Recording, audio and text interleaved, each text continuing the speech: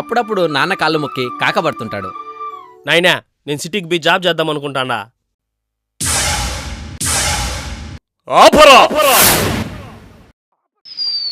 కడుపుకి రాళ్ళు తింటున్నావా, రేషన్ బియ్యం తింటున్నావా?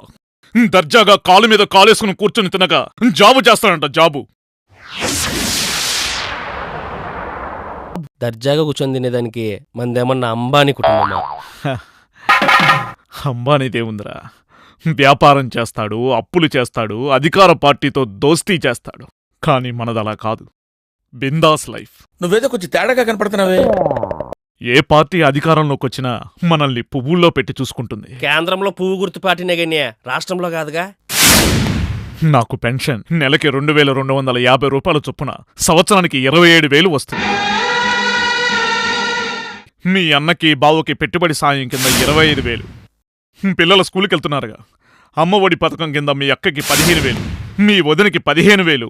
మీ వదిన అంగన్వాడీ టీచర్, సంవత్సరానికి 1,38,000. మీ అక్క ఆశా వర్కర్, సంవత్సరానికి 1,20,000.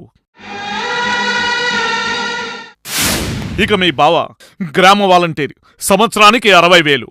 అందరి సంపాదన కలిపితే సంవత్సరానికి 4 లక్షలు.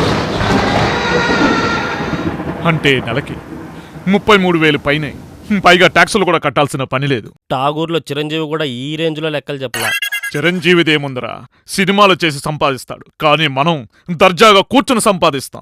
ఓహో, మెగాస్టార్ కంటే మనమే గొప్పోళ్ళనమాట. ఏంటి బాబా అన్న, ఇంకోసారి అన్న అన్నట్టు మన సంపాదన ఇంకా అయిపోలేదు రోయ్. ఆహా, ఇంకా ఉందా?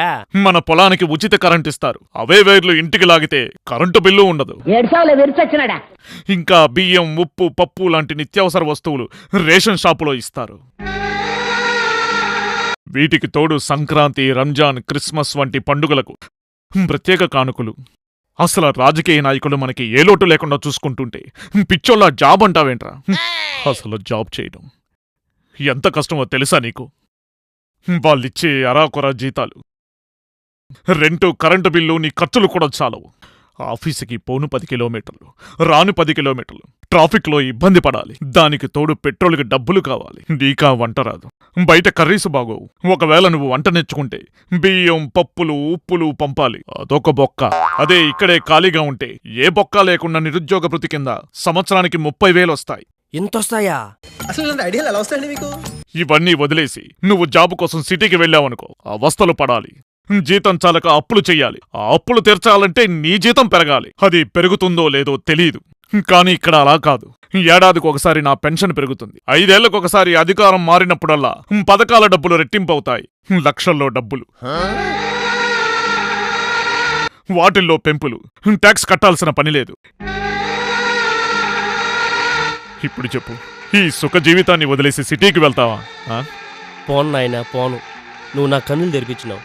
ఇన్నాళ్ళు బ్రతకడం అంటే నరసింహ సినిమాలో రజనీకాంత్ లాగా కష్టపడి రాళ్ళు కొట్టి పనిచేయాలనుకున్నా. కానీ అరుణాచలంలో రజనీకాంత్ లాగా ఫ్రీగా వచ్చిన డబ్బుని ఖర్చు చేస్తే చాలని ఇప్పుడే తెలిసింది. బ్రతుకుతానైనా బ్రతుకుతా, నీలాగా బ్రతుకుతా. పథకాల సొమ్ముతో ప్రశాంతంగా బ్రతుకుతా. నీ వారసత్వాన్ని నిలబెడతా. జై పథకాలు, జై జై పథకాలు.